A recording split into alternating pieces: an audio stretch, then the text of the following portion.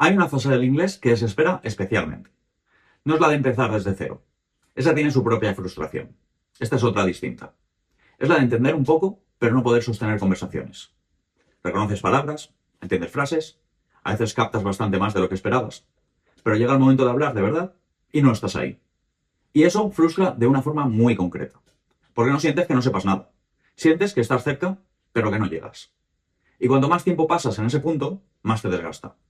Porque vives en un lugar rarísimo. Ni estás empezando, ni te sientes libre. Hoy quiero hablarte de cómo se cruza ese punto. Mucha gente adulta se queda atrapada ahí durante años.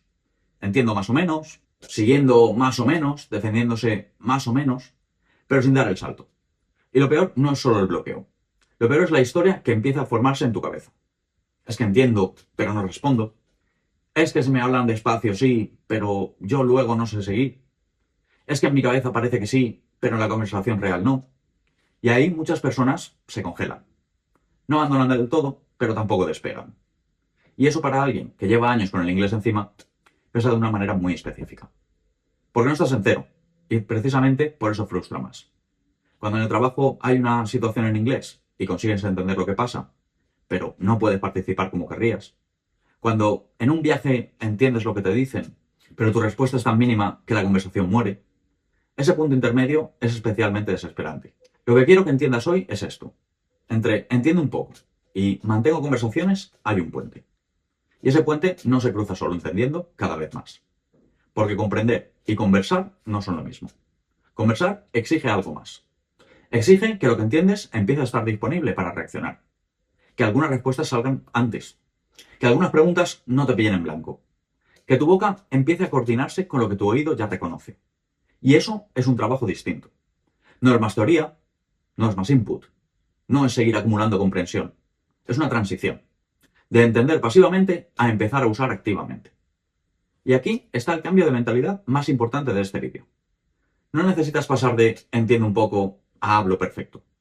Necesitas pasar de entiendo un poco a tengo suficiente material activo para sostener el intercambio. Ese es el paso real. Mucha gente se frustra porque compara dónde está con una idea demasiado lejana. Y así todo parece insuficiente. Pero si entiendes que el siguiente paso no es perfección, sino conversación básica con más respuesta, todo se vuelve mucho más entrenable. ¿Y cómo se construye ese puente?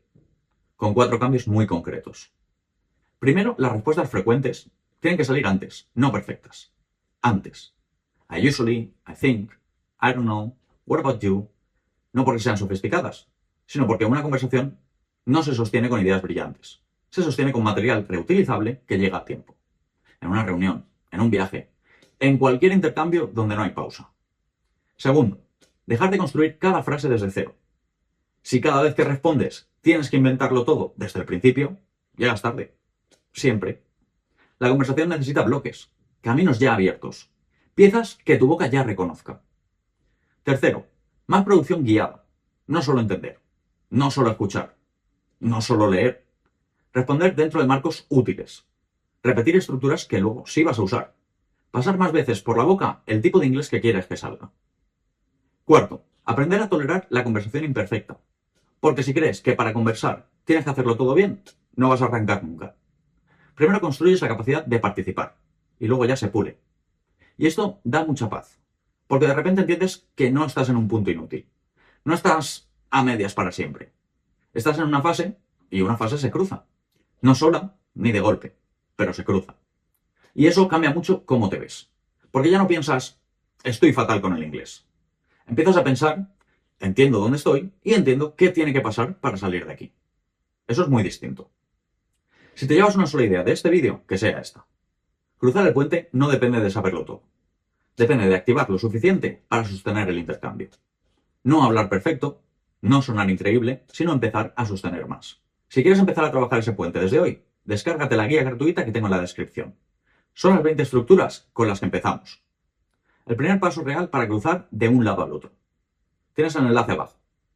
Y antes de irte, una pregunta rápida.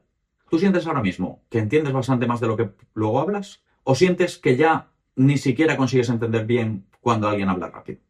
Cuéntamelo abajo. Te leo.